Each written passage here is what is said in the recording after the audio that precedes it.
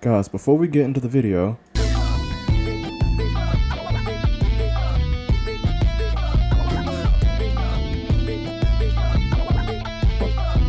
bro, this has to be one of the biggest what the fuck moments in all of game development, or at least one of the biggest what the fuck moments in all of game development.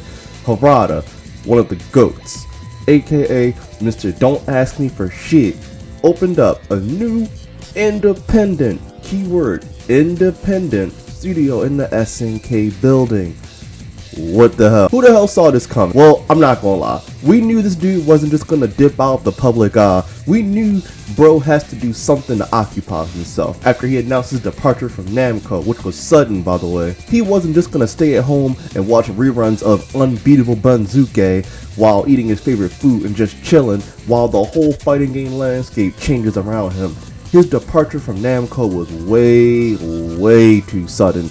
You didn't have to be Sherlock Holmes to be skeptical about him leaving.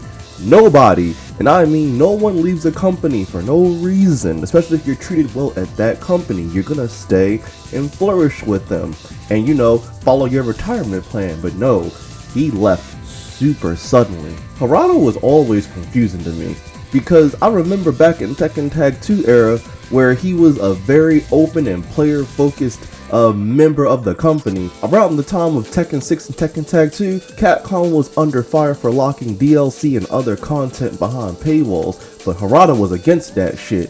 I know today that, you know, having content locked behind a paywall sounds normal, but the way Capcom went about it, they had that shit on the disc and it was locked. It was weird, okay? It was very weird, but at the time, that was highly controversial. He believed that all characters, and say by he I mean Harada believed that all characters and stages and costumes should be free, which, side note, waking up for school one day and seeing that we got like 10 characters, some new stages, and new customs for free in Tekken Tag 2, that was like Christmas, yo. And by the way, Tekken Tag 2 is my favorite Tekken of all time. I know people hated it, but hey, that game is my go, okay?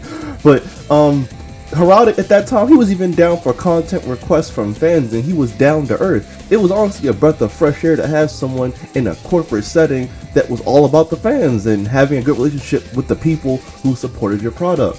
Now, the confusing part to me was, what the hell changed? I never knew how much of Harada's hand was in Tekken 8, but it was such a complete 180 from his Tekken Tag 2 stance that led me to believe that Harada was kidnapped and replaced by a clone or a lizard or something.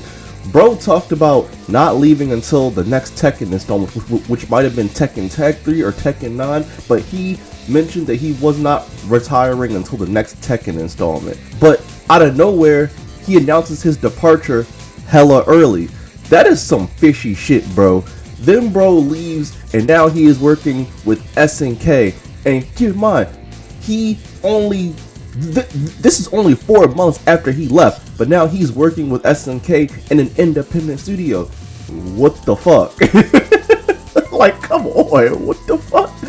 Seeing how he was around the Tekken Tag 2 and Tekken 6 era to his seeming 180 when Tekken 8 and probably before Tekken 8 was released, and his statement about his new studio leads me to believe that there were many problems between him and the Namco higher ups. I don't know how things work in a corporate company, okay? I don't know the intricacies. I don't know the hierarchy of game development, but that's just how it appears to me. Him moving from Namco to owning a studio that is able to maintain its independence despite working with a big company like SNK speaks volumes.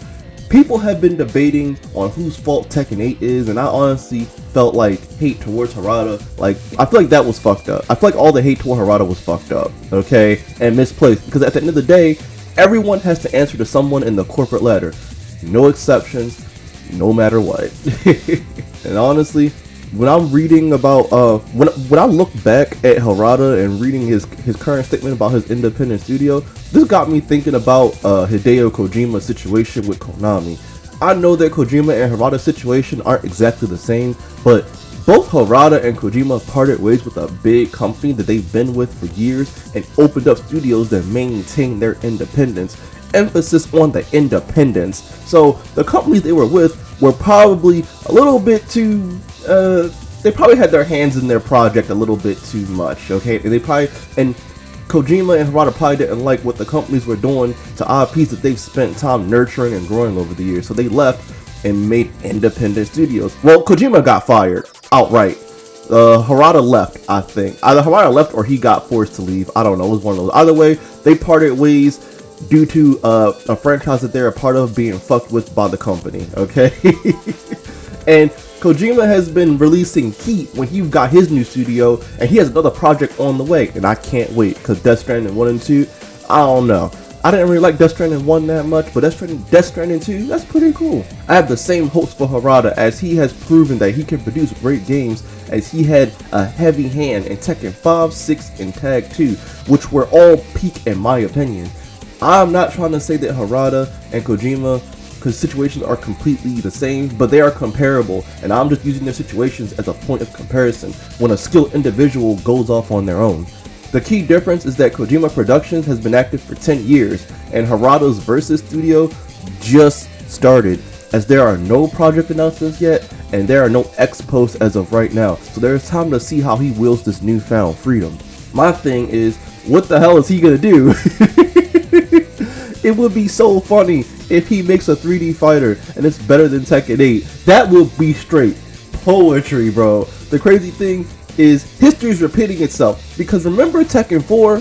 Yeah, Tekken 4, the black sheep of the franchise.